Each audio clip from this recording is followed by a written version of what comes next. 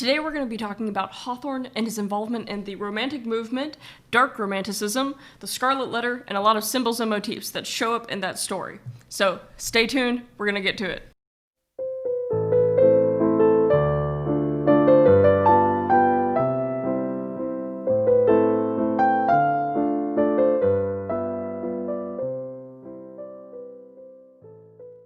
Hawthorne was born in 1804 and died in 1864, so he didn't actually live too long. He primarily grew up in New England, and Hawthorne was very concerned with the Puritans and who they were, primarily because he was actually a descendant of Puritan colonists. Specifically, one of his ancestors had been involved in the Salem witch trials. This is something he was very concerned with, his family heritage, and so much so that he ended up changing his name so that he wouldn't be associated with those who had been involved in the Salem witch trials. Specifically, he added a W to his name in order to kind of disassociate himself. And we also see a lot of this kind of guilt and shame that he felt over this involvement of this kind of radical Puritan movement, and the connection he had with it show up in his stories. The Scarlet Letter, Young Goodman Brown. A lot of the different stories that Hawthorne wrote, both long and short, involve Puritans and, in many ways, a critique of the Puritan faith. In order to understand Hawthorne, what we need to first consider is the Romantic movement and how he played a part in that, what it meant, what the key ideas were. When we talk about the Romantic movement, what we're referring to is a literary, artistic, philosophical movement that occurred in Europe and in America in the 1700s and 1800s. The Romantic movement was defined by a series of key ideas.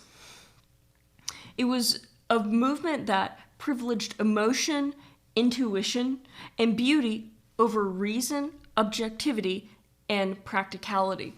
In many senses, the Romantics were the people who lived for the party, who lived for the emotion. In some ways, they're kind of relatable to the hippies of the 60s. Some of the key aspects of Romanticism were an admiration for nature, sentimentality, individualism, the importance of art and creativity, horror and supernatural experiences, and exploring human psychology. We see a lot of the elements of Romanticism appear in all sorts of art, from famous artists such as Caspar David Friedrich, to the pre-Raphaelite Brotherhood, to this poetry of English Romantics such as Samuel Taylor Coleridge and William Blake. While Romanticism occurred in America, there was another branch of Romanticism that truly became unique in its own American expression, which was called dark Romanticism. Dark Romanticism occurred from the 1700s to the 1800s and was marked by notable writers such as Nathaniel Hawthorne, Edgar Allan Poe, and Herman Melville. If you've read any of Poe, you know that his stories are characterized by this spooky and supernatural themes and horrifying tales. In many senses, that is what the dark Romanticism embodies. It takes some of the founding ideas of Romanticism, this emphasis on emotion over reason, and exemplifies it, exaggerates it, and adds a darker twist to it. What dark Romanticism truly focuses on are things such as sin and rebellion, punishment and guilt, the influence of the past on the present, melodrama, which is an exaggeration, and supernatural phenomena.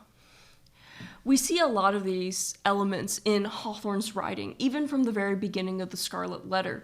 There are many melodramatic moments, lots of kind of supernatural elements, dealings with witches and the black man, otherwise known as Satan. And from the very beginning, we get strong themes and motifs of Hester's reoccurring sin and her shame, the guilt that she feels for the crimes that she's committed. Influenced by Gothic literature and Puritanism and late European writers, Dark Romanticism focused heavily on the psychological warfare between good and evil in the human person, and loved to depict that struggle. And from the very beginning of the Scarlet Letter, we can see that in Hester Prynne and many of the other characters as well that are featured and introduced right off the bat. Where Hawthorne's tradition of keeping with the dark romanticism shows up most vividly in the Scarlet Letter, especially in the early parts of the novel, are through the symbols and motifs, of which there are a number throughout the entire story, in which gain a greater complexity as the story and plot develops. So we're going to just introduce a few of those now, but as you read, keep in mind how the meaning of these symbols and motifs, these reoccurring images, change and deepen and develop throughout the story as new elements of plot are introduced.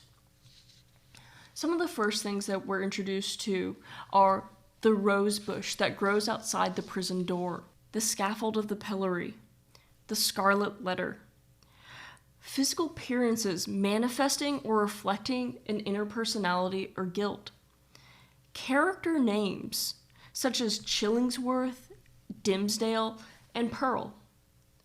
Pearl herself is also a very symbolic character who takes on many meanings and functions primarily as a symbol throughout the first parts of the book. And finally, also the mentionings of the forest and the black man, otherwise known as Satan.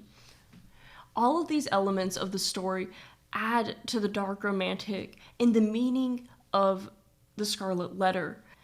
As we read, we need to consider the complex meaning of these symbols and how they change throughout the story, because through understanding these symbols and motifs, we will have a greater understanding of Hawthorne's purpose. He uses these in order to convey his ultimate message, the themes that run throughout this novel. So pay attention to them, because we're going to come back to them.